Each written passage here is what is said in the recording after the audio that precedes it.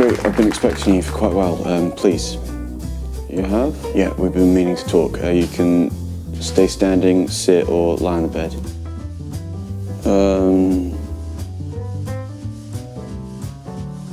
I'll sit down. Right, interesting, last time you chose to lie on the bed. Yeah, I'd like it if you stopped bringing that up, actually. I wasn't very comfortable with what happened that day.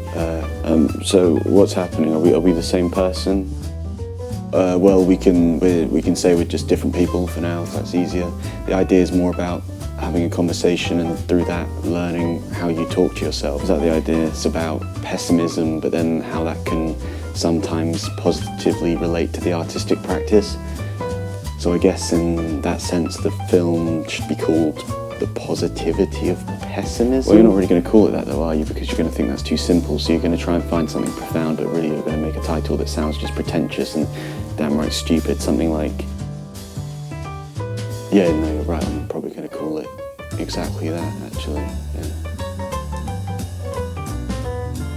Oh my god, I just really hate you. Oh, I hate you as well. I've just got a burning hate. Cool, well, let's just get on with it then.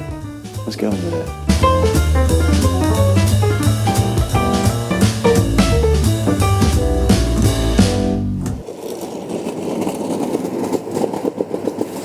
I think so let's get it straight. Pessimism in its purest form is intrinsically a bad thing. It's a bad thing to be pessimistic. It's a bad thing to see something as just fundamentally negative.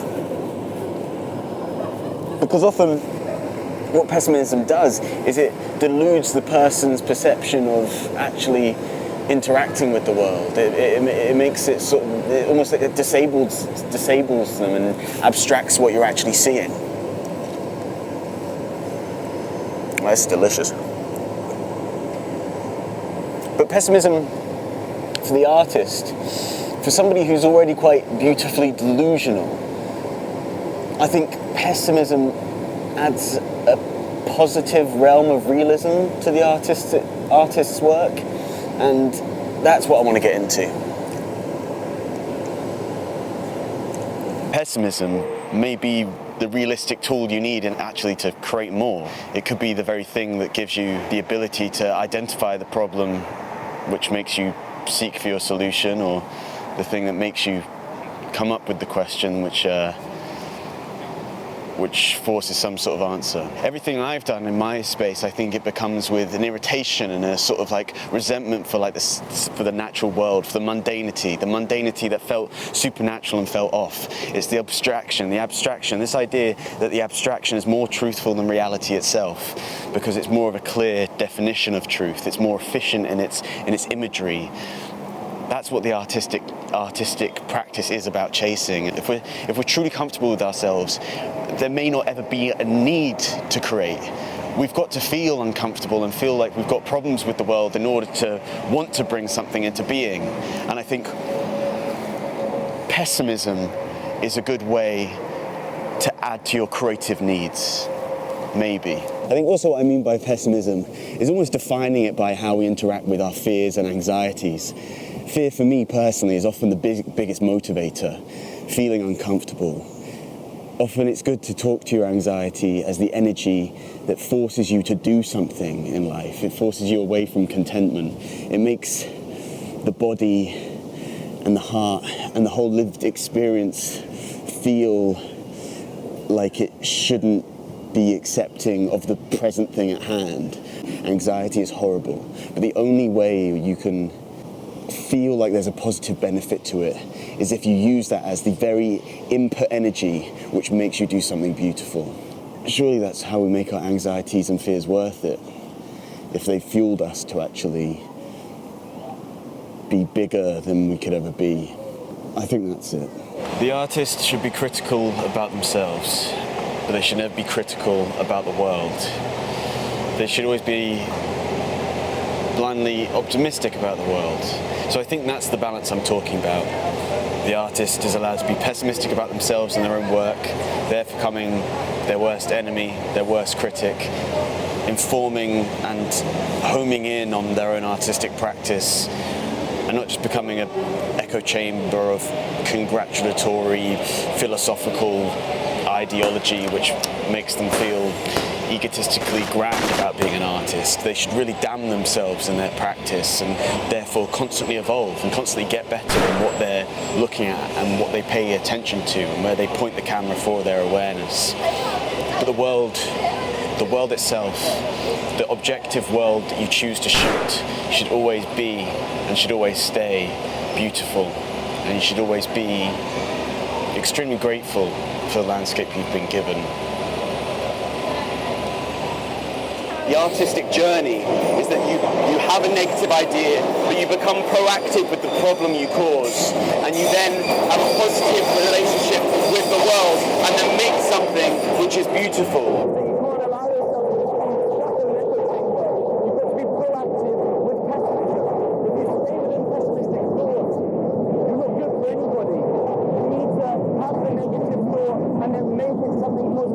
That's the artistic journey.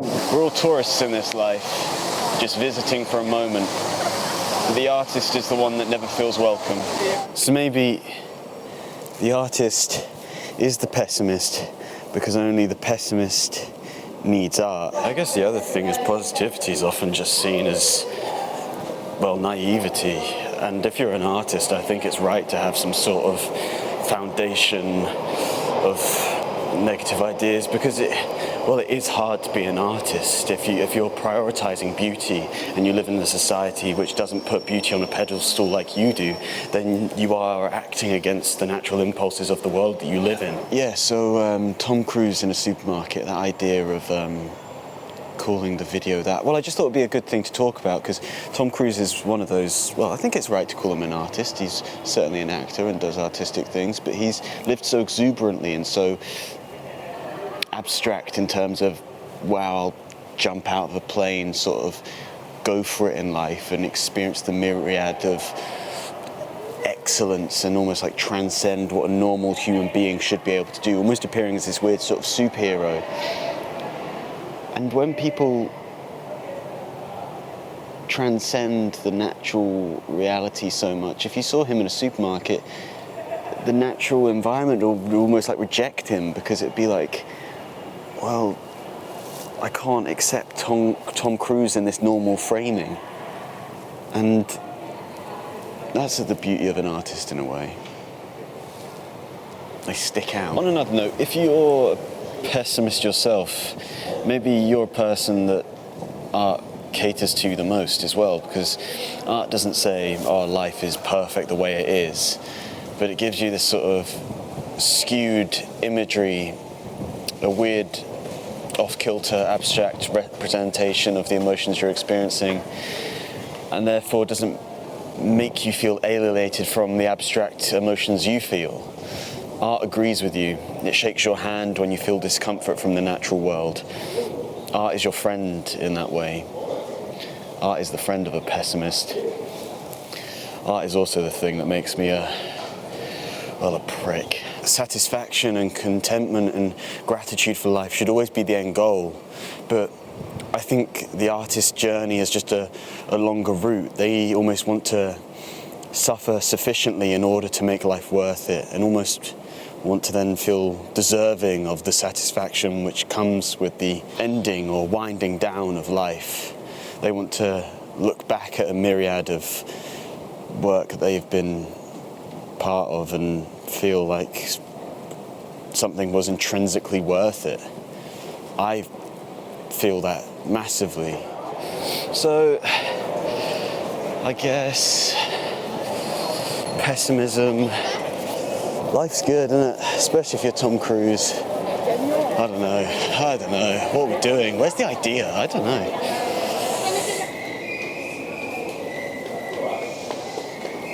See, I don't think the artist is a naturally positive person. I think, if anything, they found themselves in a sort of pit of despair. They couldn't take the sort of reality of what life naturally brings. They wanted to triumph over the trauma and try and find the beauty in order to establish some sort of greater meaning within life and develop that sort of hierarchy of commitment to an artistic practice in order to just have something to live by, something to dedicate yourself to. So I actually think it's that paradox which creates the artists themselves. It's somebody who was more aware of a brutality to life than a beauty in the beginning stages, but then found beauty as a way out of that despair. This idea of wanting to almost like suffer sufficiently, so every pain has been worth something, every sort of irritated mental state, every trauma, every natural accident, it could all be used as input energy into something beautiful. You can use the negativity and transcend its misery and form it into artwork. That's the alchemy that art allows. That's the crux of it right there. So in that sense, the artist will always start with this struggle. The struggle, the almost resentment for the very base level of just having to live in the first place is a sort of abstract, delusional mindset the artist struggles with. The artist is born in their shadow self, but what they make beautiful is when they finally interact with the natural world.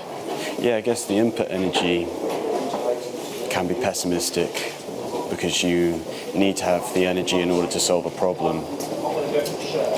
But the energy on the output always has to be of gratitude that you, for some reason, have the foundation of being able to see something other than what is naturally there.